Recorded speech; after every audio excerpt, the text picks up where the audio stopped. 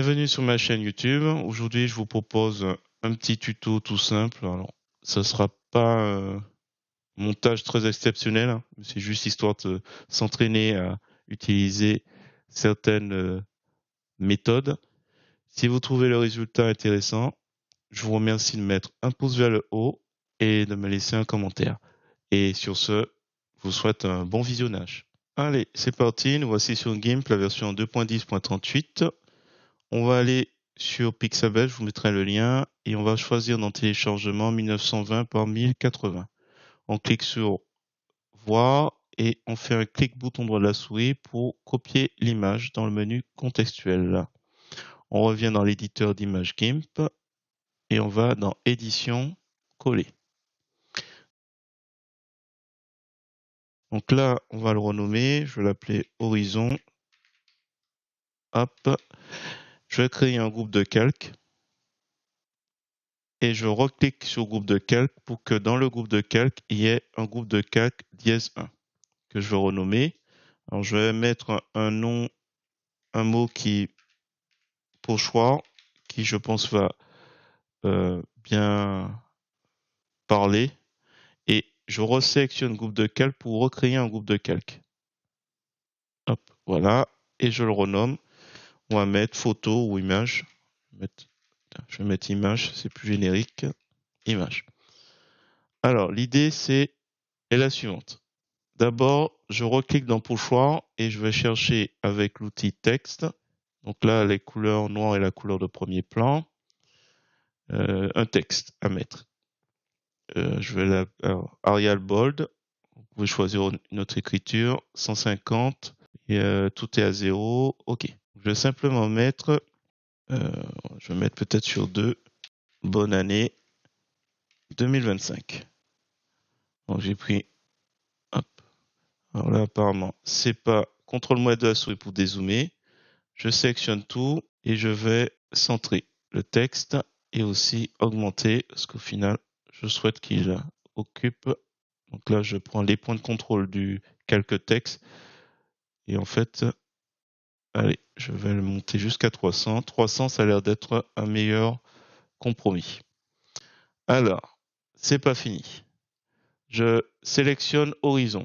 Je vais créer un fond. Donc là, je vais créer un nouveau calque. On va l'appeler fond. FOD, et comme tout fond, il faudra qu'il soit tout en bas. Donc, mode, normal, et rempli de la couleur blanche. On valide. Le fond, on va le descendre tout en bas de la pile. Et on s'en occupe pas, on va voir tout à l'heure à quoi ça va servir. Alors, horizon, je vais le prendre et je vais le déplacer dans image. Hop. En faisant cette action, en fait, je vais masquer pochoir, où il y a mon texte, et horizon masque aussi par répercussion fond. Donc ce qu'on va faire, c'est qu'on va faire un clic bouton droit de la souris sur le groupe de calque que j'ai nommé image. Je vais aller dans le mode composite et je vais réduire à la toile de fond. Hop. Et ça va vous donner cet effet-là. Donc comme un pochoir, en fait, c'est comme un pochoir, on a cet effet. Alors je vais réduire le groupe de calque image, on n'est pas besoin. Et pochoir, pour le coup, je vais m'en occuper. On va aller dans le groupe de le texte et je vais faire un clic bouton droit de la souris pour calque aux dimensions de l'image. Et ensuite, je vais aller dans filtre et je me suis intéressé à la distorsion mosaïque. Alors, j'ai pas essayé les autres, mais bon, je pense que celui-là, il est assez intéressant. Voilà, il donne un aspect mosaïque et en même temps, il révèle un petit peu l'image au-dessus. En jouant sur la taille, on pourrait s'amuser à faire quelque chose un peu. Alors, faut voir un petit peu. Ah oui, la taille des espaces. Peut-être ça peut avoir son importance. De l'espace entre les mosaïques. Alors, j'ai rien trouvé de mieux. Vous avez aussi des types de géométrie triangulaire. Peut-être triangulaire, ça marche bien. Alors, je sais pas si en réduisant l'espace et peut-être l'opacité. Alors, est-ce qu'en augmentant l'espace, c'est mieux? Je sais pas trop. Ça révèle un peu plus le ciel et en même temps, voilà, c'est un petit exercice sympa, je pense. Je vais valider avec ça. Hop.